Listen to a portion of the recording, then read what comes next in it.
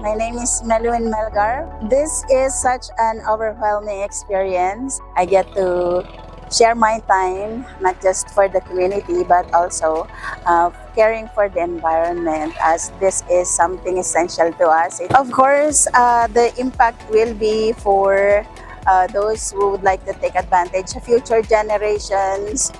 Well, for the future volunteers, this is something very fulfilling.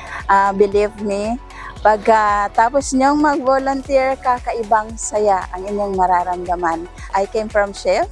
Hindi ko alintana yung pagod, hindi ko alintana yung puyat, pero yung gaan sa pakiramdam pagkatapos mong gawin yung pagkakawang gawa para sa kalikasan, sa ating karagatan, ay iba yung saya ang iyong mararamdaman.